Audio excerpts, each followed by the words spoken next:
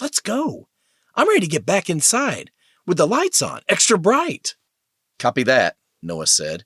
Just then, a faint clip-clop echoed in the darkness. What was that? He asked, looking one way and then the other. Where was it coming from? Across the fields? Or was it coming from down the street? What was what? Asked Andre, who'd already turned and taken several steps on the driveway in the direction of the house, warming his arms with his hands. Don't you hear that? Listen. Andre stopped, and his eyebrows rose. Sounds like a horse, doesn't it? Yeah. And that seems weird, doesn't it? What's so weird about it? Have you looked around, Noah? Andre's tone gushed with sarcasm as he gestured to the fields and the barn in the distance. Noah's brow creased. Why would somebody be out riding this late, though? And on the street? It seemed unlikely, unless there was some sort of emergency. But then, why would anyone handle an emergency on horseback in this day and age?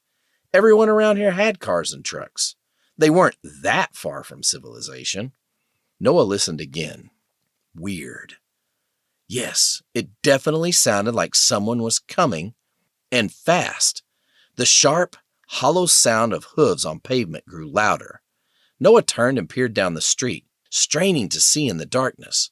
But with the moonlight shrouded by clouds, he couldn't make out anything clearly, try as he might.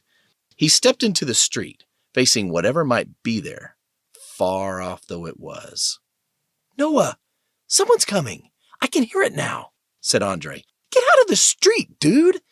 Noah would move when he saw it, which he didn't. But it's so weird. There's nothing there. He gestured, even as the steady beat of the hooves grew louder. But if he couldn't see anything, then he had plenty of time, surely. Then suddenly an enormous, dark horse raced into view, straight toward Noah, galloping at full speed. He could finally see the man atop the black steed, too, gripping the reins but making no attempt to slow or redirect his mount from Noah's path. What was this guy doing? Didn't he see Noah? Maybe it was too dark for the rider to notice him. He could make out the whites of the powerful animal's eyes glowing almost orange in the darkness now, its nostrils flaring as it blew puffs of air from its nose.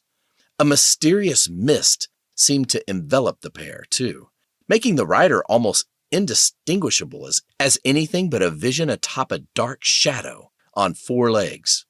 Noah stared, bewildered. Which way should he move to avoid getting hit?